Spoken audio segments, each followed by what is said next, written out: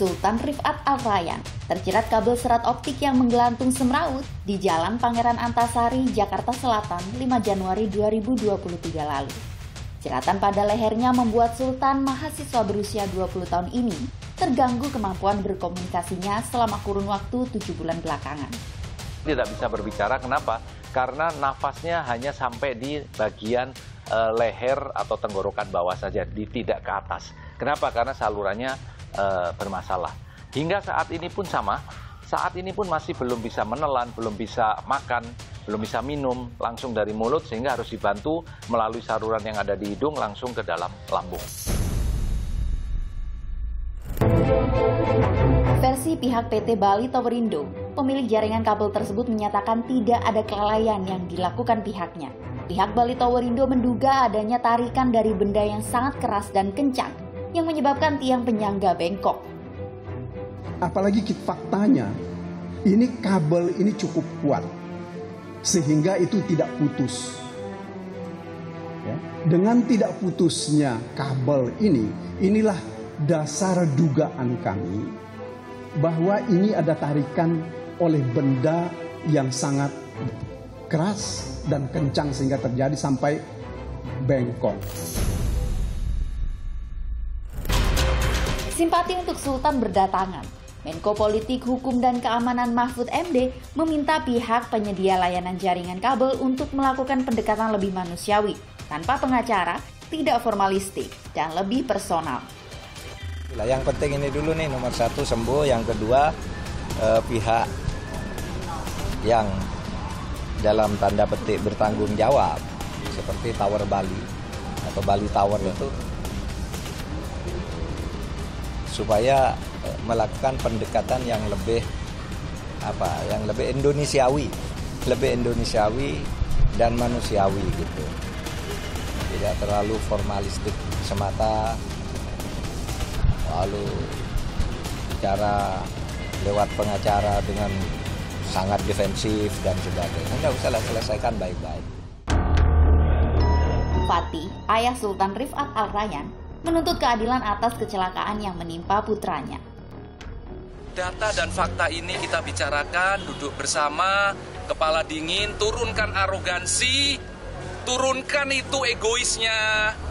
Baru kita bisa bicara planning ke depan anak saya, bagaimana pengobatannya, kemana, berapa lama, berapa persen bisa sembuh. Kalau memang masih belum ada yang bisa disembuhkan, itu ada satu mungkin prioritas untuk diberikan satu kalkulasi. Nah, ini kita baru duduk bersama. Minta saran dokter ahli. Ini bukan soal uang, rekan-rekan. Saya butuh uang, betul. Tapi sekali lagi ini bukan soal uang. Ini soal keadilan yang fair. Semrautnya kabel yang menggantung di jalan-jalan umum Jakarta memang berbahaya. Seorang pengendara ojek daring meninggal dunia karena menghindari kabel yang menjuntai di tengah jalan. Di situ tepat TKP, karena terjadi ada sedikit kabel yang melintang, diduga untuk pengendara menghindari kabel tersebut sehingga terperosok ke kiri dan masuk ke trotoar. Bahwa kabel yang melintang itu bukan melintang dari bawah ke atas, itu agak bentuk U gitu, sehingga bisa yang dari ujung tengah itu bisa rendah, yang pinggir ini agak tinggi. Peristiwa ini mendorong pemerintah Provinsi DKI Jakarta untuk mengambil tindakan. Pejabat Gubernur DKI Jakarta Heru Budi Hartono menegaskan, pihak pemilik kabel harus bertanggung jawab menertibkan jaringan kabelnya masing-masing. Dari awal saya menjabat, saya minta itu kan berbahaya, termasuk di Gunung Sari. Saya sudah katakan ini berbahaya buat pejalan kaki, motor, pemudik. Harus ditertibkan. Yang menertibkan siapa? Masing-masing pemilik kabel. Pemerintah Provinsi DKI Jakarta akhirnya memberikan ultimatum kepada para pemilik kabel yang berseliweran di tengah langit Jakarta untuk menertibkan jaringan kabel masing-masing. Pemprov DKI memberi waktu 1 bulan sejak 7 Agustus 2023 untuk para pengelola jaringan kabel serat optik. Afan Adriansa Idris, Asisten Pembangunan Sekda DKI Jakarta, menegaskan ultimatum tersebut. Jika tidak diselesaikan dalam waktu 1 bulan, Pemprov DKI akan memotongnya. Dalam sebulan ini akan melakukan perbaikan, jadi seluruh kabel dikencengin, Pak.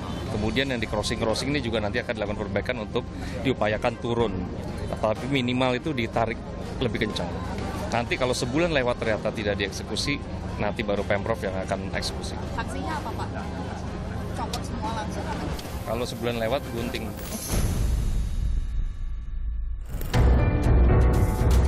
Kebutuhan jaringan komunikasi dan informatika menjadi kebutuhan vital bagi masyarakat.